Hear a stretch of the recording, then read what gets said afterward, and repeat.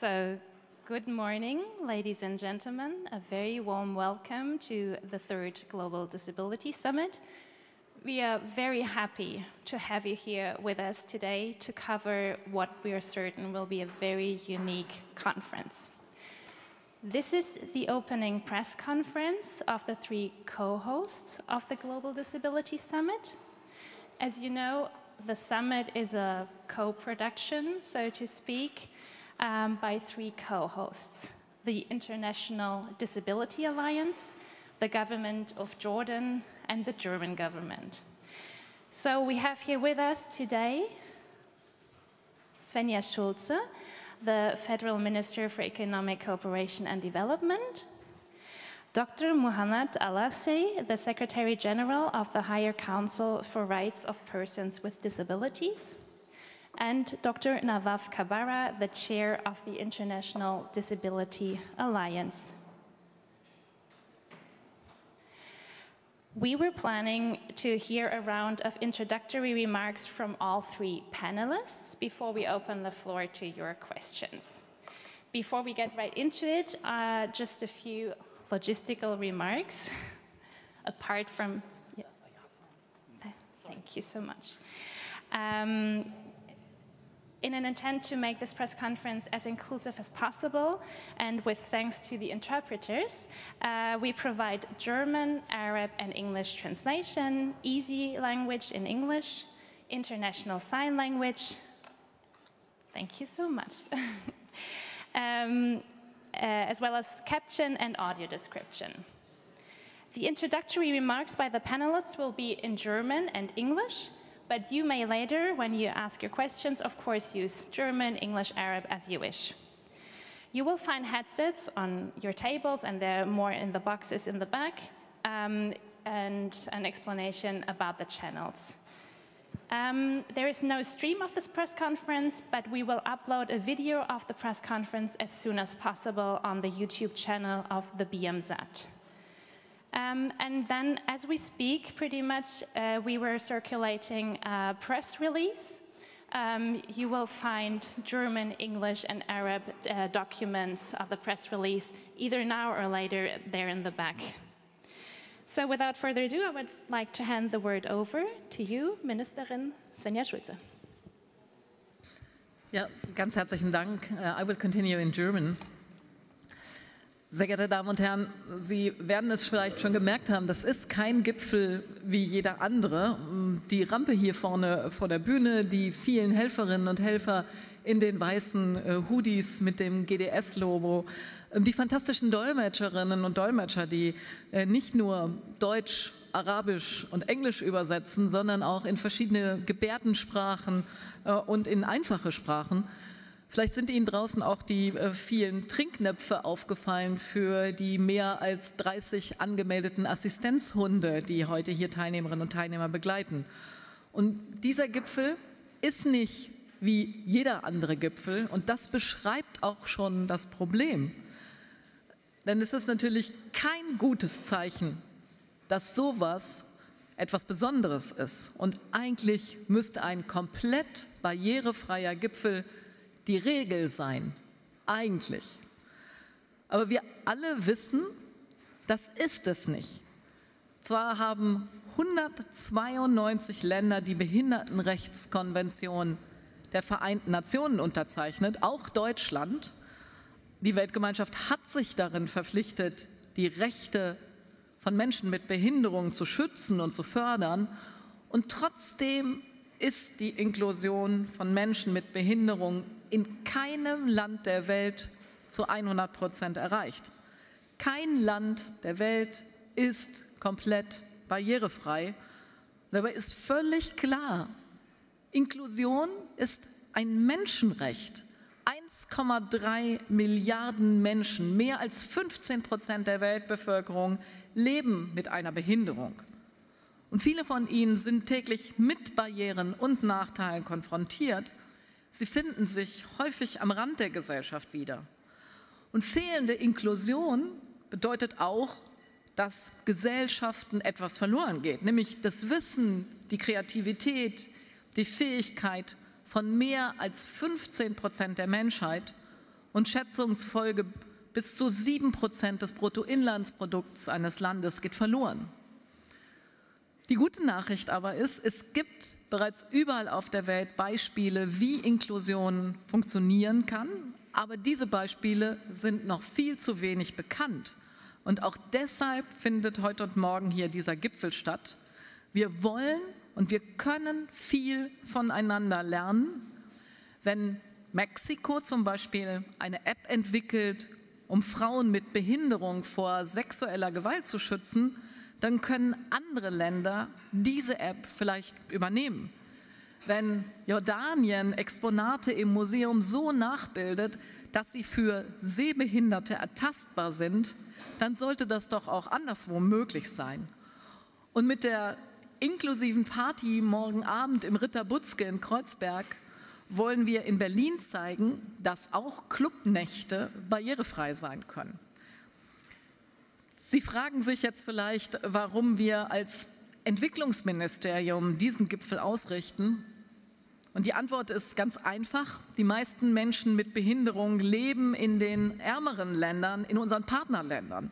Und Armut führt häufig zu Behinderung, weil eben kein Krankenhaus in der Nähe ist, weil es zu wenig Vorsorge gibt und zu wenig Nachsorge, zum Beispiel nach einem Unfall.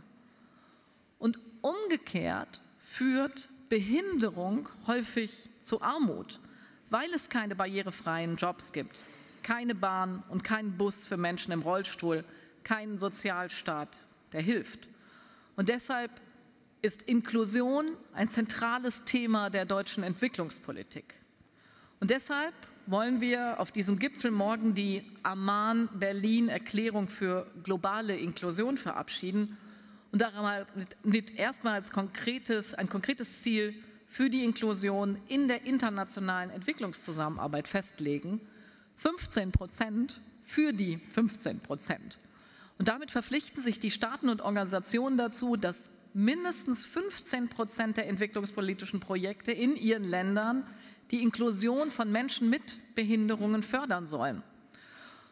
Und das zweite Gipfelergebnis werden konkrete Selbstverpflichtungen sein, die alle Regierungen und Organisationen hier einbringen können, von kleineren Maßnahmen bis hin zu wirklich großen Systemveränderungen.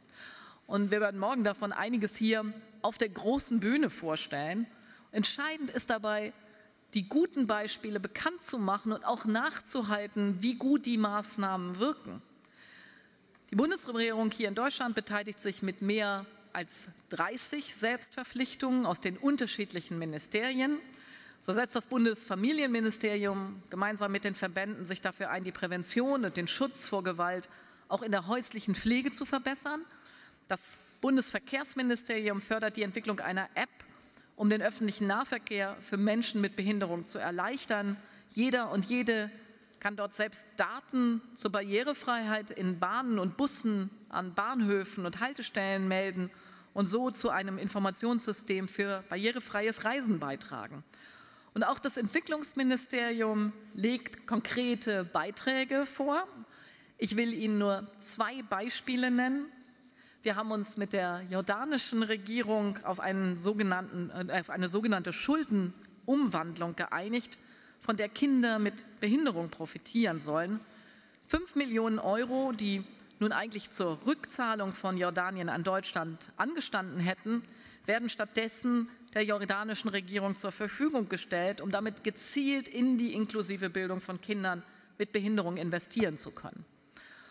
Und außerdem unterstützen wir den Aufbau eines Resilient and Inclusive City Hubs. Das ist ein Zusammenschluss von Stadtplanern, von Sozialverbänden, von Entwicklungsbanken und anderen, der Städte für Menschen mit Behinderung barrierefreier machen soll. Und bis Ende 2026 sollen Pilotprojekte in 6 ausgewählten Städten weltweit umgesetzt werden.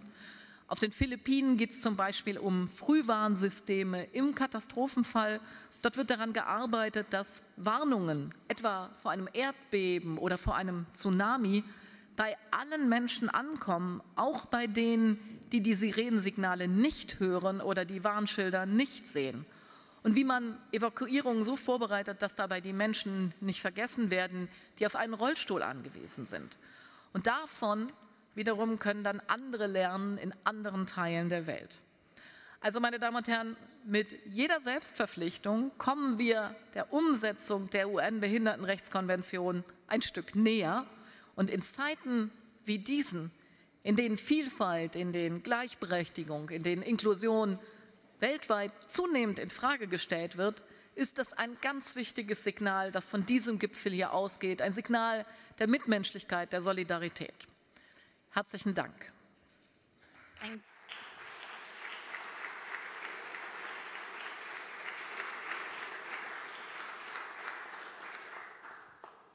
Thank you, Minister.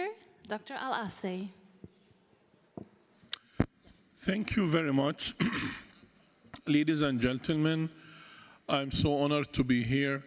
I would like to start by a few recognitions for Her Excellency, for German team, for the attendance of His Royal Highness Prince Mired bin Ra'ad bin Zeid, who's with us now, who's chairing our Council for the Rights of Persons with Disabilities, for the participation of the OPDs and persons with disabilities and civil society, and absolutely for our dear colleagues from media and journalists.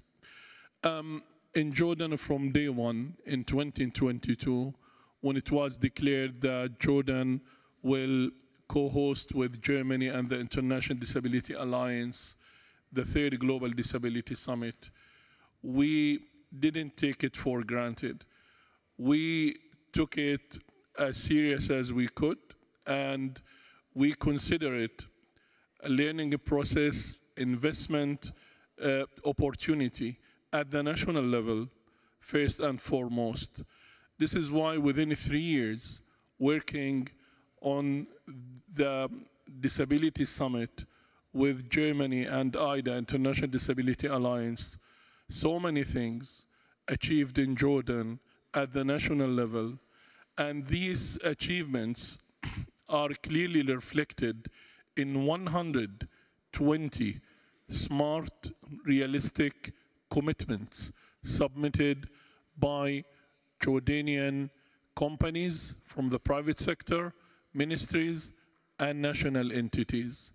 For us, this is a huge and remarkable change, remarkable sign that the Disability Summit for us began, and we felt its outcomes even before the starting date, which is today. And we do believe that this is something we have to build on in Jordan, not only as a country in the Middle East, but also as a country representing, while co-hosting this summit, the Global South. We want to build on it in cooperation with our counterparts, with our partners worldwide, and we want to make sure that the commitments will be effectively implemented. This is why we do believe that the role of the OPDs and the civil society is very important in order also to be the key element in any monitoring process and evaluation for these commitments. I would say that during the last 3 years also, we learned a lot from our exchange with our colleagues in IDA and in Germany. And we are very proud about what we achieved in Jordan, even before, of course, 2022. In Jordan, we have a long journey in order to achieve inclusivity and full inclusion for persons with disabilities. We have one of the most distinguished legislation, which was enacted in 2017, which was the first anti-discrimination law ever in the Middle East. We have a penal code which includes provisions consider the disability as an aggravating factor in another example, even to make the criminal system, the criminal code, inclusive and also sensitive for disability. Also, we amended our constitution in 2022, and it has now a well-articulated paragraph about the right to inclusion for persons with disabilities, and we abolished some derogatory old language in some articles. All these efforts are crowned today for us by the presence of His Majesty King Abdullah II in this conference, in the opening, which again reaffirms the political will in Jordan at the highest level to promote and to continue working on the disability, to promote the rights of persons with disabilities. Despite all these achievements, we do know, of course, our challenges. We do know our limitations when it comes to resources. So this is why we do know also that we have a long way to go, and we have a long journey in order to mainstream the disability in the system and at all levels. I would conclude by saying that if the GDS, in most of its elements about inclusion, diversity, the structure of the GDS itself, it's one of the most great practical examples on diversity. We have co-hosts from Global South, Global North. We have also the representation of the OPDs at the global level and at the regional level and at the national level through the consultation process they are doing. We have also diversity, even in the activities, in the side events in this conference. So this is why, as Her Excellency mentioned, the declaration is one, to me and to us, of course, one of the two main core elements for the GDS, because it's the first document, the first clear document addresses the inclusivity in the international cooperation development portfolios in a very robust way, in a very clear way, and also providing technical information and recommending one of the well-known track markers, which is the DAC marker for the countries.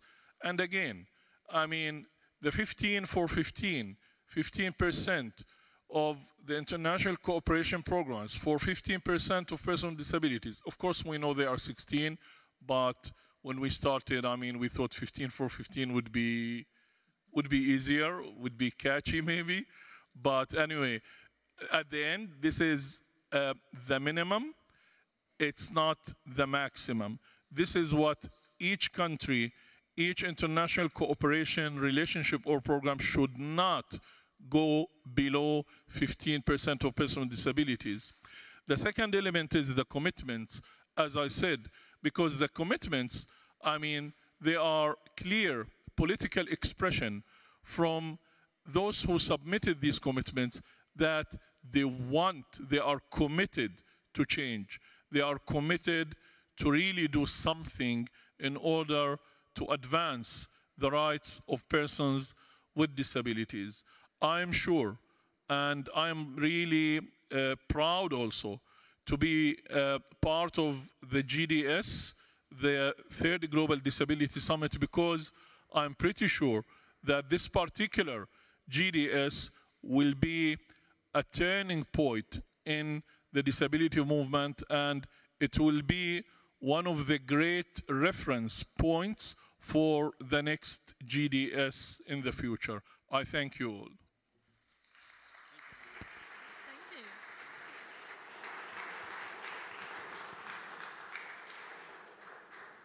Thank you very much, Dr. Kabbara. Thank you. Minister Schulze, thank you. And thank you to Germany for your leadership. Thank you also, Prince Mired, and Dr. Muhannad and Jordan. our other greatly valued co-host. Today, we are meeting in this place where the past is meeting the future. This is a 100-year-old building, still alive, still surviving, and still functioning. But here in this building, we are putting the ground for a much better future for everyone in this world, especially for persons with disabilities. We all know about the challenges that we are facing these days. We all know about how much the word inclusion is becoming a problem in some places. We all know about the cuts. We are here meeting to say that there is no return. We will not go back of a society that is not inclusive. We will not go back to a society that does not respect the human rights. We will not go back to a society where dignity of person with disability is not honored. This is a summit that is coming at a very challenging time, but we are ready for it. And I would like our voice to be highly and strongly heard, that we're going forward regardless. This morning, I learned of the passing away on the 23rd of March of a great disability leader, Sushi Nakanashi from Japan. Sushi was a leader in pushing forward the idea of independent living in Japan and worldwide. It is because of leaders like Sushi and others that we are what we are today. My dear friends, you may ask, why do we need the Global Disability Summit? And let me be very, very clear to you. It is true that we are talking about commitment. And it is true that the Global Disability Summit is about getting governments to commit themselves to apply the CRPD. But it's also true that through getting together stakeholders, OPDs, civil society, and governments, we will be talking to each other, learning from each other in order to move forward. And we in IDA will not at all upset of competition among government to do better. Thank you, Minister Schulze, for your commitment. And I'm sure I'm going to follow with Jordan their commitment. We are coming from the Arab world, and we'll do it together, hopefully. Now, in 2017, when the GDS started, we said, let's move disability from the sideline to center stage. Thanks to previous Global Disability Summit, we have advanced real change, new laws, new services, new opportunities, but we see worrying signs of a slowdown in progress and real risk of going backwards. This year, we have a landmark, the Amman-Berlin Declaration. It calls for something simple but bold, 15% for the 15%.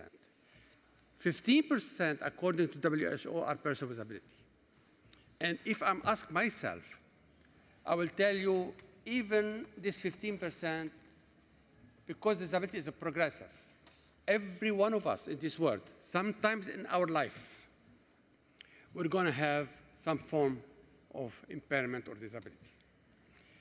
If you invest now in change, in inclusivity, in human rights, in pushing dignity, then you're doing it not for the 15%, for every one of you. But let's have 15% of global budget for development, of projects inclusive for persons that deal with disability. I also want to thank Germany for supporting the Global Disability Inclusion Report. Now, for the first time, we, IDA and UNICEF and Germany, we are producing this report. And this report is going to be a reference on how far we have gone into practicing inclusivity. It's also going to be an inclusive and educational report. How other governments have done, what kind of tools, how much it's going to cost, how can we include inclusivity as the financial budget of states. And we are hoping So hopefully every summit, before every summit, we'll have a new report talking about where do we stand now concerning inclusivity. So thank you very much, UNICEF, and stakeholder work on this report. And now, hopefully, we'll be launching it this afternoon, I guess, or tomorrow. My dear friends, inclusion saved lives. Inclusion not only saved life.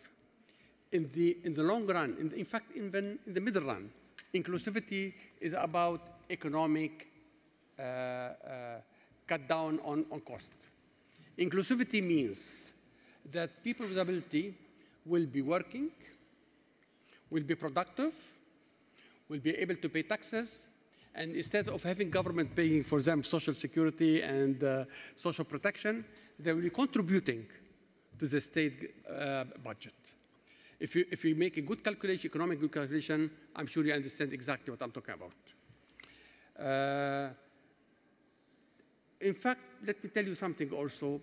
Disability inclusion doesn't work unless persons with disability are in the driver's seat. Now, there are practices that I have to mention, that there are lots of governments and even NGOs that do not really consult persons with disability. And they do not get OPDs to be on the table with them when they are putting policies or projects for implementation. And this is not nice and this is not good. Because not only about nothing about us without us, because we are the one who knows what does it mean to be on a person with disability. And we are now to tell them, look, you haven't taken this into consideration and you have taken that into consideration. Disability is very diverse. Disability is not only one part, it's a multiple kind of disabilities. And we have to take into consideration all that kind of disability. My dear friend, let me tell you something. IDA, as representative of networks of persons with disability, will always take into consideration the interests of our members. Take into consideration the premise, the importance for every disability concerning inclusion and how to move forward in this world. And that's why it is of vital importance, of highly a high level of emergency, that government not only consult OPDs, support OPDs, helps them to be more representative, to be more organized, to enhance their way of dealing, enhance their way of advocating, how to be a much better partners in doing so. The summons, as you know, comes at a tough time. Conflict, crisis, funding cuts. But that makes this moment even more urgent.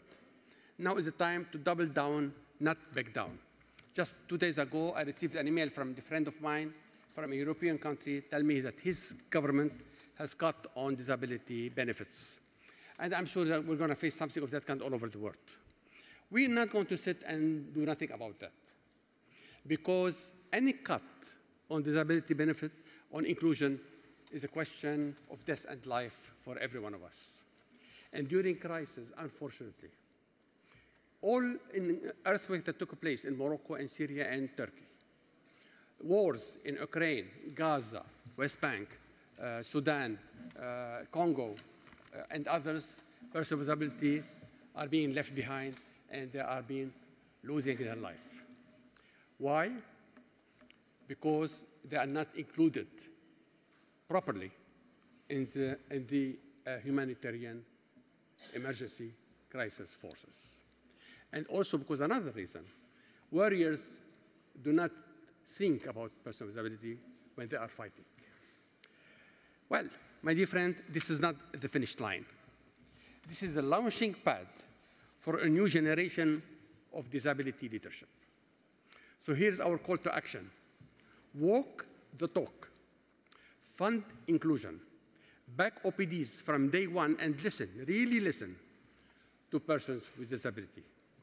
We are, in statistics, 1.3 billion people. You can't build a better world if you leave these people behind. Disability inclusion isn't optional. It is essential. And this summit is our moment to move from commitment to action together. Thank you, Germany. Thank you, Jordan. And thank all of you.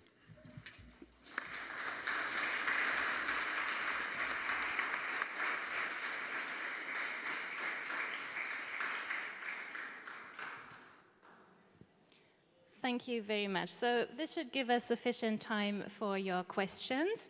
I already see a raised hand here.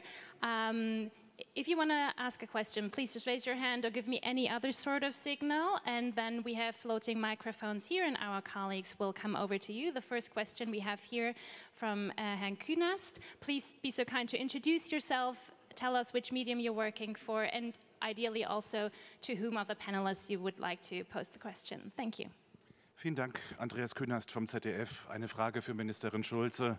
Würden Sie sagen, dass nach der Ausrichtung dieses Gipfels Deutschland den Anspruch hat, international eine noch stärkere Führungsrolle zu übernehmen beim Thema inklusive Entwicklungszusammenarbeit? Und reicht Ihrer Meinung nach dafür aus, was in den Verhandlungen für die werdende Koalition gerade vereinbart wird? Und wenn Sie gestatten, noch eine persönliche Frage, dass Sie das Entwicklungsministerium gern erhalten wollen, ist bekannt, aber möchten Sie denn auch selbst gern Ministerin bleiben?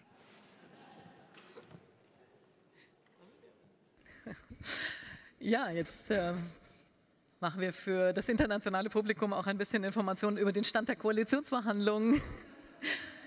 Es wird gerade in Deutschland eine neue Regierung gebildet. Es gibt eine Diskussion um das Entwicklungsministerium. Meine Position ist da ganz klar. Ich möchte dieses Ministerium erhalten. Ich glaube, dass das in den jetzigen Zeiten noch mehr benötigt wird, dass das ein großes Fund ist, was wir haben. Und ich bin sehr, sehr gerne Entwicklungsministerin. Soll Deutschland da eine Führungsrolle übernehmen? Ich finde, das Spannende bei diesem Global Disability Summit ist, was wir voneinander lernen und wie sehr wir sehen, dass alle Staaten Herausforderungen haben, dass es keinen Staat gibt, der wirklich schon inklusiv ist und dass es aber in vielen Staaten super tolle Ideen gibt, die man auch übertragen kann. Also mich hat sehr beeindruckt, Sie sehen hier in einer Halle ein Ausstellungsstück aus Jordanien. Dort ist eine der großen Kulturskulpturen, die sozusagen eine der ersten dokumentierten Darstellungen einer Figur ist. Die steht im Museum unter Glas. Und in einer Kooperation hat die jordanische Regierung überlegt, wie kann sie das für Menschen, die blind sind, stärker zugänglich machen und haben von herausragenden Künstlern diese Skulptur nachbilden lassen und haben sie im Museum neben die normale Skulptur gestellt. Und das ist jetzt nicht nur so, dass das sehr viele für Menschen mit Sehbehinderungen sehr gut ist, dass sie diese Figur ertasten können. Das macht das Museum insgesamt attraktiver, weil das ist natürlich auch für Kinder was ganz anderes, wenn sie Exponate anfassen dürfen. Das Museum hat insgesamt gewonnen. Und das ist nur ein kleines Beispiel, wo Jordanien uns gezeigt hat, wie man Museen inklusiver machen kann und was eigentlich doch alle Museen kopieren können müssten. Und solche Beispiele, so was voneinander lernen, das steht hier im absoluten Mittelpunkt. Und deswegen würde ich mir mehr Führungsrolle von allen Ländern und von allen in der Welt wünschen. Nicht nur von einem Land, das reicht nicht. Reicht nicht, wenn wir ein inklusives Land haben. Wir brauchen mehr davon. Vielen Dank. Are there any more questions from the... Yes, I see the lady here in the front row, please.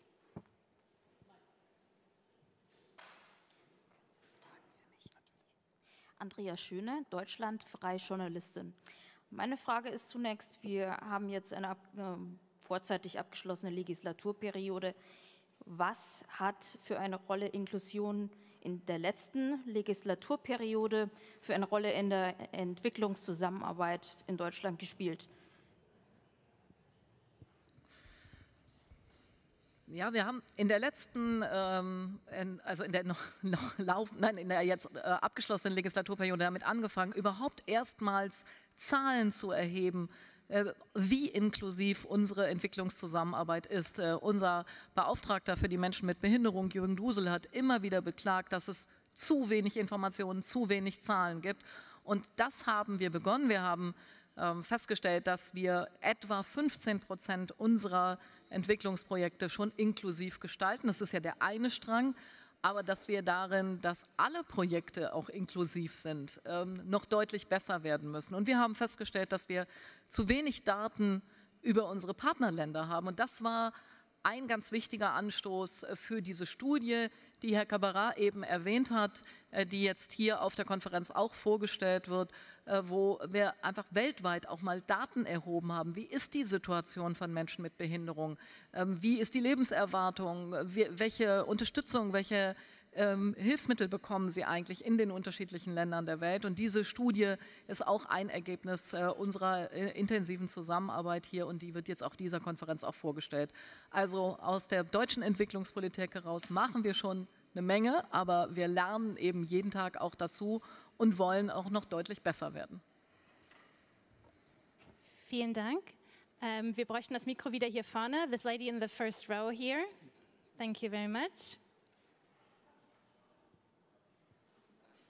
Cordula Schürmann, einfache Reporter, Lebenshilfe Berlin. Sie sagen ja, Inklusion hat ja auch Zugang mit Sprache zu tun. Was sind denn so die Pläne für einfache Sprache oder leichte Sprache, dass man das in Zukunft besser alles verstehen kann? Das ist uns sehr wichtig, dass man dieser Konferenz zum Beispiel auch folgen kann. Und auf dieser Konferenz gibt es eine Dolmetschung in Deutsch leichte Sprache und eben auch Englisch leichte Sprache, weil wir wollen, dass alle, die auf dieser Konferenz sind, auch dem Verlauf folgen kann. Und wenn ich mir was wünschen dürfte, würde ich mir wünschen, dass mehr Konferenzen diese Form der Dolmetschung auch nutzen. Wir dolmetschen hier eben nicht nur in Englisch, Deutsch oder Arabisch, hier wird eben auch in leichte Sprache gedolmetscht. Und nicht jeder kann direkt leichte Sprache sprechen, aber man kann es dolmetschen und man kann es möglich machen, dass damit mehr Menschen dieser Konferenz folgen werden. Und wenn das hier vielleicht ein Beispiel sein kann, wie das geht und andere inspiriert, dass sie das auf ihren Konferenzen auch tun, werden wir einen wichtigen Schritt weitergekommen. Mr. Al-Hussein, Mr. Kabbara, is this something that you would like to add something to?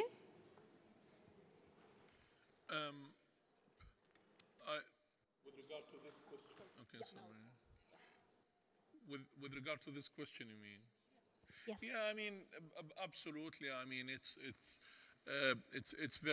very important, and also, to be honest, it is one of the most areas that need a lot of work and research, because even the easy to read language in print or in writing, it's really something not quite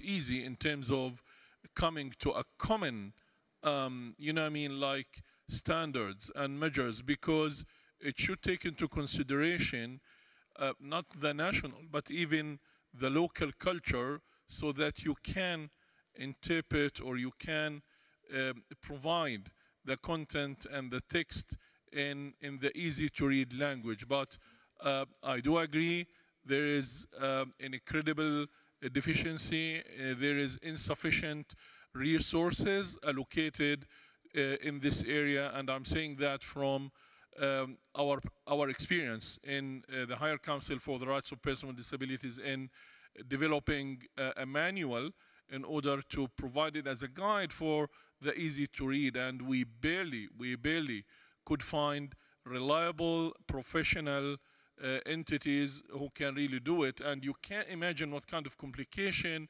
to translate the manual first from English to Arabic, and then to make the adaptation for the Arabic, then for the Jordanian easy to read language, take into consideration again the local context. Thank you very much.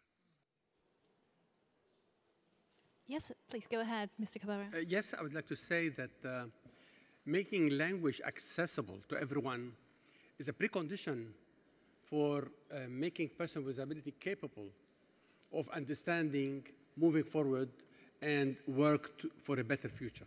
Without information, without knowledge, the person will be left behind all the way around. I really appreciate what has been done so far to make language accessible, especially for people with intellectual disability. But as you said in this panel before, there are lots of work ought to be done in this session, especially for people and intellectual disability, blind and deaf people. Thank you. Thank you very much. So we have a next question here in the front row from the gentleman, and the next one there in the back. I saw you already in the next one. Thank you. Hallo Frau Schulze, mein Name ist Liridon Hasiray. Ich bin von der Firma Linde Gas hier im Auftrag und ich hätte 2 Fragen an Sie. Einmal beruflich eine Frage und zwar in Deutschland gibt es ja den besonderen Kündigungsschutz für Menschen mit einer Schwerbehinderung oder Gleichgestellte. Die Frage ist, was denken Sie, wenn wir diesen Druck den Unternehmen nehmen und sagen, alle Menschen sind gleich und es gibt nicht diesen besonderen Kündigungsschutz, ob da nicht der Strom von Menschen mit Behinderung in Betrieben mehr zuläuft. Denn ich frage deshalb, weil ich sage, ich möchte nach meiner Performance oder nach meiner Know-how bewertet werden und nicht genommen werden, um irgendwelche Quoten zu erfüllen. Möchten Sie schon antworten oder soll ich die zweite Frage stellen? Die zweite stellen? Ja, die zweite ist die Infrastruktur in Deutschland. Die Infrastruktur in Deutschland ist leider nicht gerade die beste. In meinem Job muss ich sehr viel verreisen und ich bin immer auf das Flugzeug angewiesen. Die Deutsche Bahn ist leider nicht ein Vorteilsbeispiel, aber auch in den Städten. Ich wohne jetzt hier nur 1 Kilometer entfernt und musste tatsächlich schauen, ob ich überhaupt irgendwie herkomme und ich musste mit dem Taxi fahren, weil es einfach mit den Öffentlichen nicht möglich ist. Und in anderen Ländern, tatsächlich in Ländern, wo wir glauben, diese Länder sind arm oder haben weniger Geld oder wie auch immer. Ich war vor 3 Wochen in Singapur und wenn ich das mit Deutschland vergleiche, dann, wenn ich dort leben würde und hier mal eine Reise machen würde, würde ich mir denken, wo bin ich gelandet? 50 Jahre zurück. Und was glauben Sie, wie schnell oder wann wird es vielleicht hier ein bisschen einfacher für Menschen mit einer Einschränkung? Vielen Dank.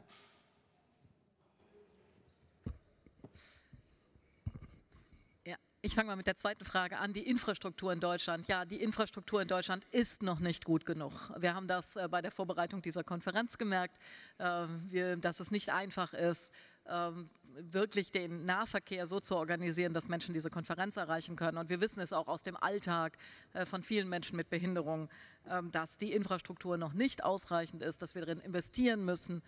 Ich glaube, das ist generell ein Problem in Deutschland. Wir haben in den letzten Jahren zu wenig in unsere Infrastruktur investiert.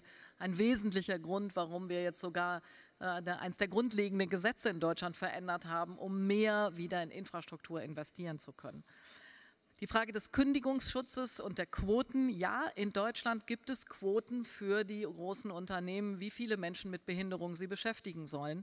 Und wenn sie das nicht tun, dann müssen sie dafür zahlen. Und ich finde das absolut richtig. Ich muss Ihnen sagen, wenn die Unternehmen die Menschen mit Behinderung nicht selber einstellen, dann muss es solche Anreize geben, weil es ist ein Menschenrecht und es muss selbstverständlich sein, dass Menschen mit Behinderungen auch auf dem Arbeitsmarkt ganz normal unterkommen und dieses Gesetz gibt dafür einen Anreiz. Und ja, es gibt auch einen besonderen Kündigungsschutz von Menschen mit Behinderung und auch das finde ich richtig. Weil es gibt Menschen, die in ihrem Job sozusagen erst dann krank werden, eine Behinderung bekommen. Und deswegen braucht es auch einen besonderen Kündigungsschutz. Und ich finde, das ist eher eine Errungenschaft. Das heißt nicht, dass man Menschen nicht nach ihren Leistungen bewertet und nach dem, was sie können. Ich kenne die Diskussion immer, die Frage, ob man Quoten für Frauen braucht. Ja? Und ja, solange nicht wenigstens die Hälfte der Jobs auch mit Frauen besetzt werden, mit qualifizierten Frauen, braucht es Quoten. Und solange nicht Menschen, egal ob sie behindert sind oder nicht behindert, sondern wirklich nur nach ihrer Leistung eingeschätzt werden, braucht es Quoten, damit diese Menschen eine Chance haben, auf dem Arbeitsmarkt unterzukommen. Wenn wir irgendwann mal in einer Situation sein sollten, dass das nicht mehr notwendig ist, dann kann man das gerne abschaffen. Das sehe ich im Moment aber nicht. Gut qualifizierte Menschen bekommen wegen ihrer Behinderung nicht die Jobs, die ihnen ihren Leistungen entsprechen. Und deswegen ist sowohl der Kündigungsschutz als auch diese Quoten einfach ein wichtiges Instrument, was wir in Deutschland haben.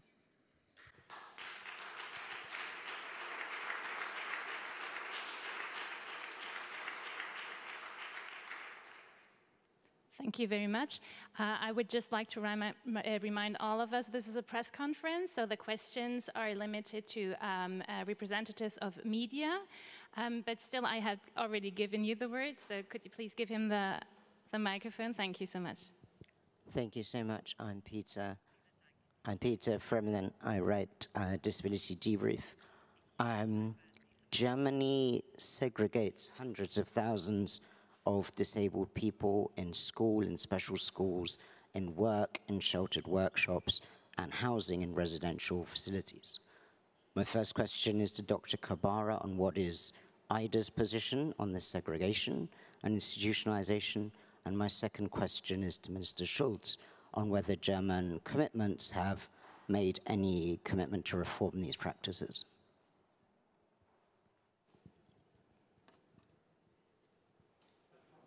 Yes, please. Okay, thank you. Peter, nice meeting you. IDA's position is very clear. Deinstitutionalization should be the way forward. It could not be done in one day, in 1 year. But there should be a plan, a clear plan, working with government and with civil society to make sure that we can go steady, slowly, but without any return to a deinstitutionalization policy. Now, Muhannad is here to me. And Jordan and the Arab world are taking the lead, at least in Jordan and in the Arab world, in pushing for deinstitutionalization. I was talking to him, he told me about how much problems they face into the implementation of such kind of policies. But it does not mean that we're going to stop and say, oh, I'm sorry, it is very impossible to be done. No, it should be done because there is no way that we put a person in jail for life for something he or she did not do in their life. Thank you, Peter. Thank you very much. I would like to address very quick points.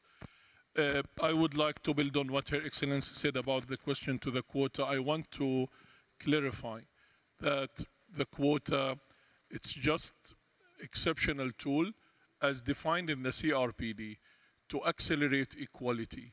It's not the general rule. It's not general rule of application. And I would confirm that the quota does not mean by any means that it should replace the qualifications and the educational qualifications, professional experience, which is required to the job. And I do admit, at least from my personal experience working in different countries, the quota was deeply misused in some countries, and it created a kind of hidden unemployment, meaning that people with disabilities are being employed by private sector in order to fulfill the quota, but in reality they don't have tasks, and they don't perform their task because the employers, they found it easier. But again, the quota is important in order to secure the minimum, bearing in mind that the environment of the work should be accessible and accommodative. So the whole issue that disability do not give us extra right to be hired regardless of our educational or professional qualifications, but meanwhile the disability also shall not be a reason to reject or to discriminate or to exclude persons with disabilities from their right to work. The whole issue is we need to neutralize the disability in its individual aspect or quote-unquote medical aspect as perceived by others, and neutralizing it by making the working places fully accessible, accommodative. Give me accessible working place, give me the reasonable accommodation, and then let us talk about other things. The second issue is about education and the special education, special settings. I know I was honored to be one of the rapporteurs for Germany in the UNCRPD committee, and I think what you are facing, every country is facing, most of the countries, and I do believe that there is a great opportunity to work at the Länder level here, because as far as I know, education is really, under the Länder level authorities. So I think the first step must be taken by the disability movement in order to make a great effort, and I'm sure that there is great opportunities in Germany in order to create a role model, not only for Europe, but globally for real inclusion, in particular after or with the current GDS. Thank you. Ja, dem habe ich eigentlich nicht viel hinzuzufügen, was Herr Al-Hussein gesagt hat. Wir hatten eine lange Tradition, Schülerinnen und Schüler in separaten Schulen unterzubringen. Und mit der Behindertenrechtskonvention haben wir angefangen, auf der Länderebene das zu verändern. Das geht leider nicht von einem Tag auf den anderen, aber da sind schon deutliche Schritte nach vorne gemacht worden, um eben alle Kinder in den Schulen zu integrieren. Vielen Dank. So I see another question from a journalist here. Yes, thank you so much. Hallo, Anna-Laura Müller von der Frankfurter Rundschau. Sie haben jetzt alle 3 konkrete Selbstverpflichtungen angesprochen und das auch ein bisschen angerissen. Soll es denn dazu langfristiges Monitoring oder irgendeine Überprüfung geben oder eventuell auch Sanktionen, wenn das nicht in die Tat umgesetzt wird? Weil wir sehen ja bei der UN-BRK zum Beispiel, dass das auch gilt, aber da vieles eben nicht in den Ländern umgesetzt wird. Danke. Mr. Kabbara, would you like to start? Very interesting question. Usually, this is our work in IDA, to follow up on commitments, to follow up with government, and to make them responsible to do what they have committed themselves to do. And because we have every 3 years another Global Disability Summit, this is the time I said to state, look, for example, now we had 2,400 commitments from the first and the second. And it's time to say how many of these have been implemented and how many they haven't been implemented and why. We don't want government to commit themselves and then go home, do nothing. We want government to commit and respect their commitment, and therefore we'll be able to move forward. So as far as we are concerned in IDA, as a disability movement, that we do, that's what we did, and that we'll continue to do. Dr. Mohan, were you want to continue? Yeah, thank you very much. I would like to add that the commitment themselves, we've been keen, Germany, Jordan, and IDA, to put a criteria this time for this particular summit that they should be smart, specific, measurable, attainable, realistic, and time-bound.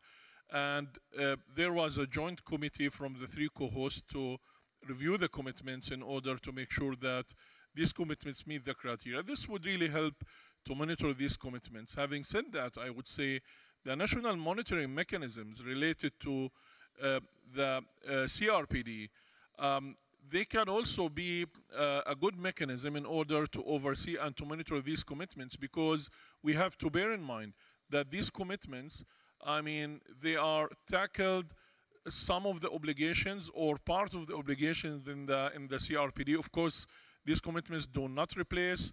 These commitments, they are not alternative, but they complement the general obligations, principles, and provisions in the CRPD. So there are so many mechanisms can be adopted and adapted in order to really initiate a very effective monitoring process at the national level.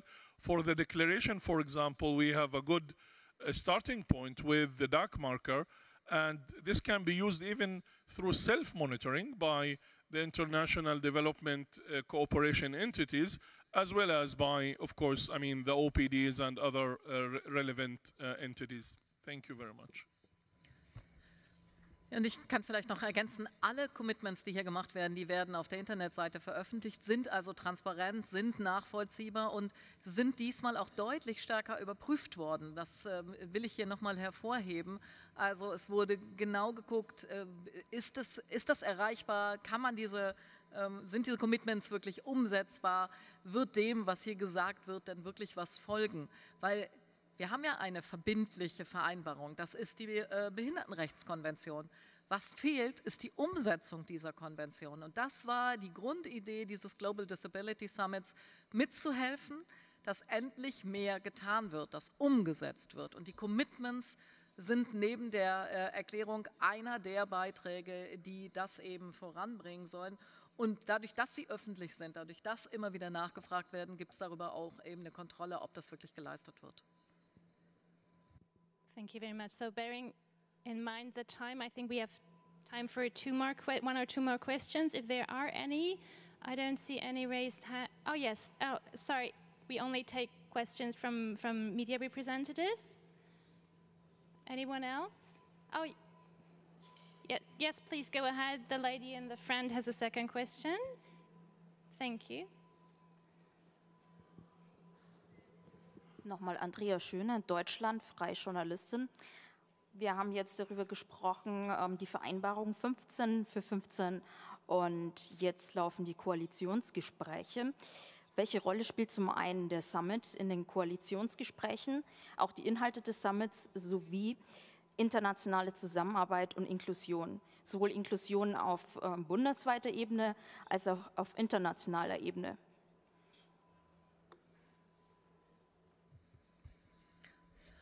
Also dieser Global Disability Summit ist über die letzten 3 Jahre vorbereitet worden. Das hat einen sehr langen Vorlauf und natürlich haben wir uns unsere Entwicklungszusammenarbeit angesehen und nehmen dieses Ziel 15% für die 15% Menschen mit Behinderung auf der Welt sehr ernst. Weil was wir ja erreichen wollen ist, dass in den Partnerländern 15% der Projekte ganz gezielt auch Inklusion mit zum Thema haben.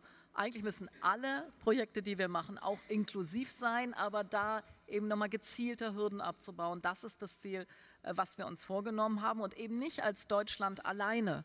Weil es gibt nur wenige Partnerländer, nein, ich glaube, ich kenne kaum eins, wo wir alleine unterwegs sind, sondern wir sind ja immer mit mehreren Gebern da. Und alle dazu zu bringen, dass sie mehr für den Bereich Inklusion tun.